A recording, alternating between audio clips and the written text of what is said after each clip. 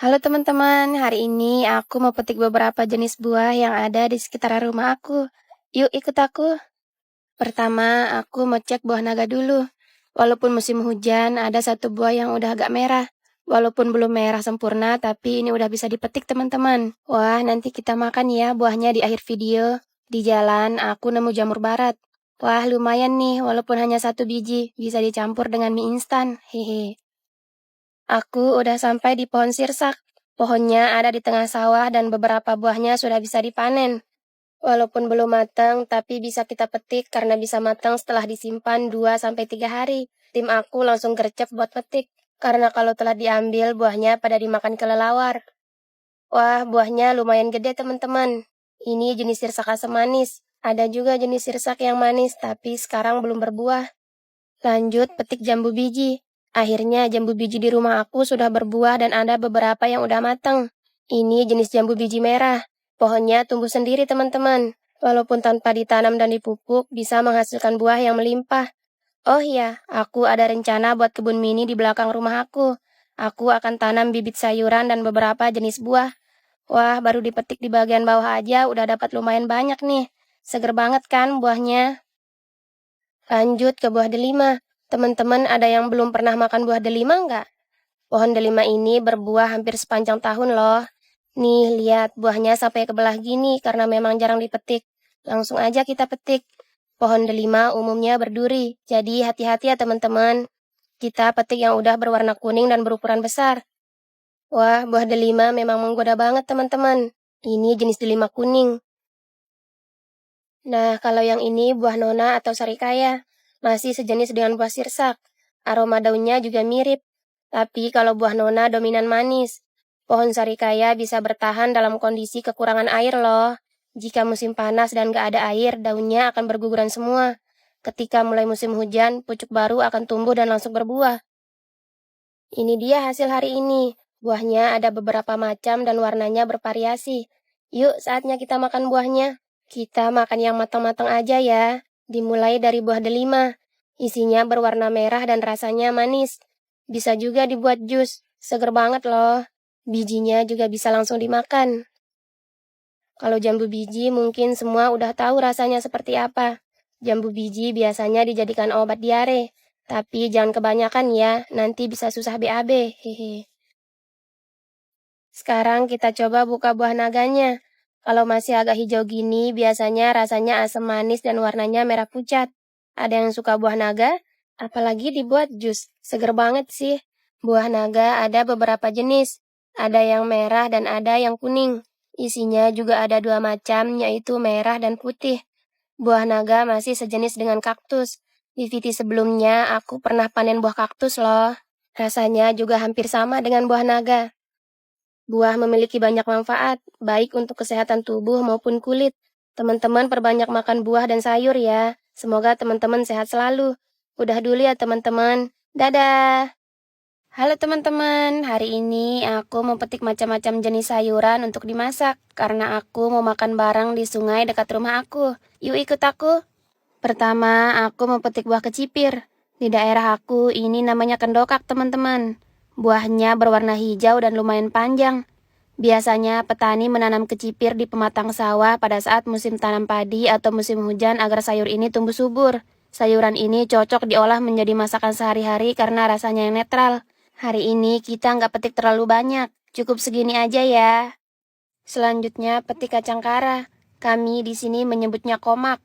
Banyak teman-teman yang dari Lombok masih belum tahu kalau bahasa Indonesia komak adalah kacang kara.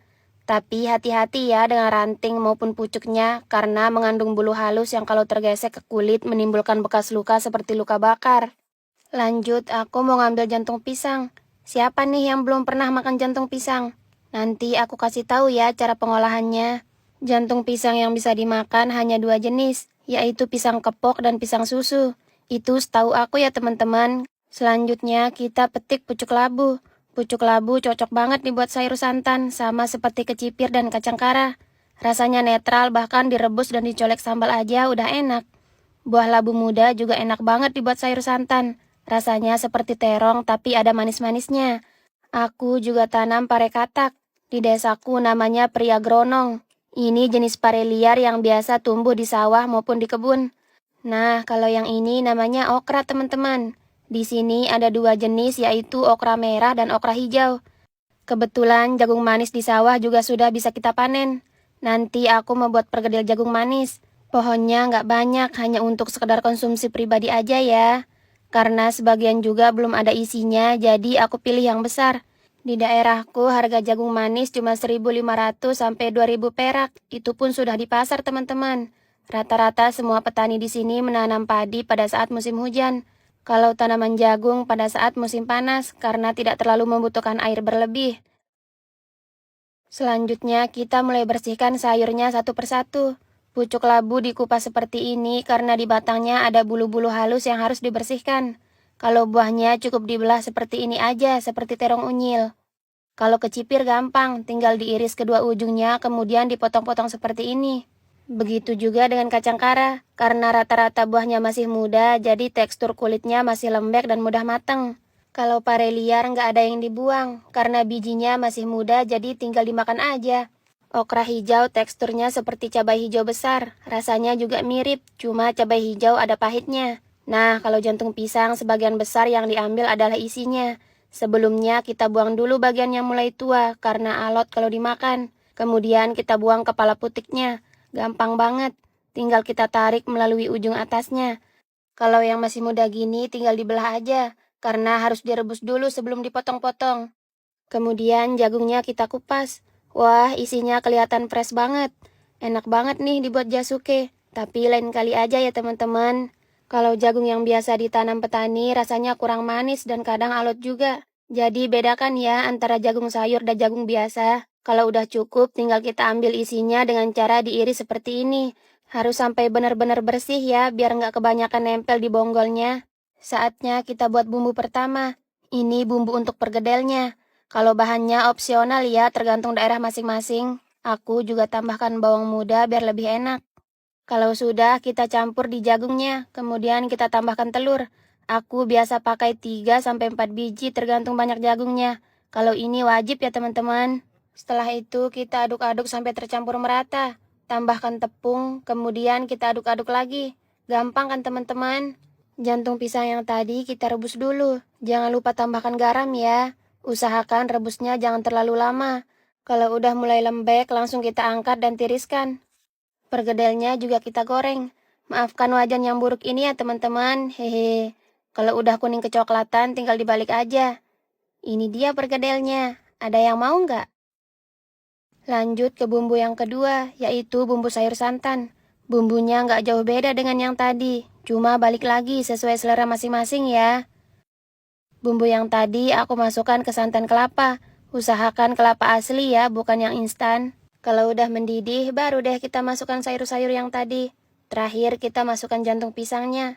Jangan lupa tambahkan penyedap rasa juga. Dan diaduk sampai matang. Nah, sekarang aku udah di sungai nih. Air sungai di sini benar-benar jernih banget karena langsung mengalir dari pegunungan. Jadi di hulu sana benar-benar pure hutan, gak ada pemukiman. Jadi nggak bakalan ada kotoran ataupun sampah di sungai ini. Kalau ada pun hanya sampah daun kering dari pepohonan di hutan. Setelah makan, aku mau nyebur dulu nih di bendungan. Setiap pagi dan sore hari bendungan di sini ramai banget, apalagi para bocil. Bendungan ini berlokasi di Desa Sambelia, Kabupaten Lombok Timur, NTB. Mana nih teman-teman yang pernah mandi di sini? Absen dulu dong. Ini bukan tempat wisata ya, jadi siapapun bebas mandi ataupun berkunjung ke sini tanpa karcis. Rasa lelah seharian langsung hilang kalau udah nyebur di sini. Aku bersyukur banget bisa hidup di pedesaan karena memang banyak sumber daya alam gratis yang bisa diolah. Kapan-kapan aku mau ngajak kalian ke dalam hutan ini untuk melihat air terjun dan berbagai keindahan alam di dalamnya. Cukup dulu ya untuk video kali ini. Dadah!